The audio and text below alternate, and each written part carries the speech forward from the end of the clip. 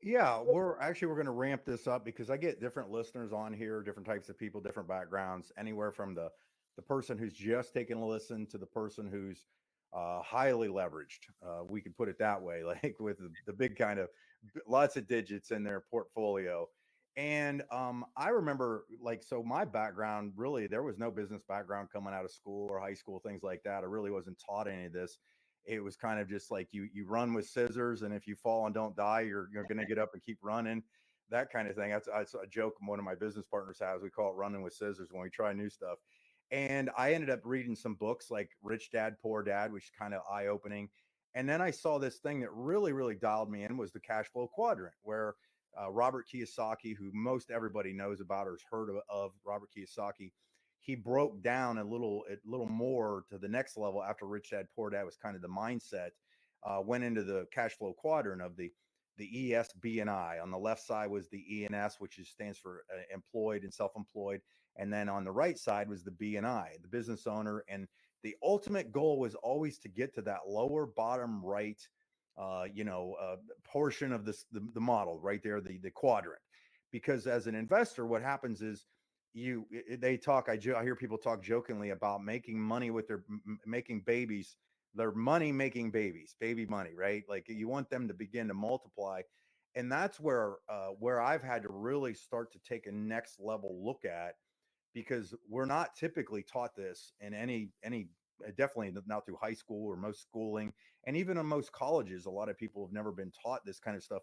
What kind of got you started, and just, let's start from here and then we're going to just jump into the other stuff. But where did you kind of start with, like, what was it? Were you scared when you first got going? Were you, what was the mindset, that kind of thing?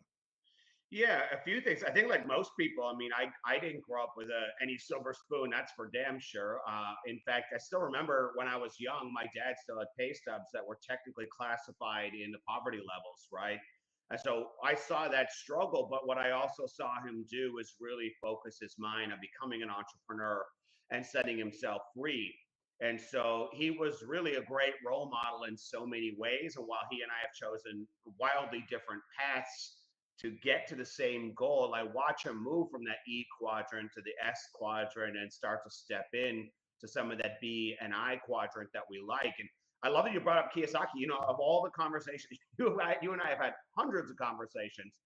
I don't think we've ever talked about that book. And that book had a planet altering effect on my life Yeah. because it was like someone understood me who was talking to me and gave me a framework around it. And I remember showing my dad the cash flow quadrant book, and he started reading, and he was like, wow, this is, he was already kind of doing it, but it's still so empowering to have a mental framework around that. And so then you start your venture out, right? You start in the E quadrant, then you start dabbling in the S quadrant, then you say, I need to get some more leverage, right? One way or another. So then you start thinking a little bit more like a B quadrant owner.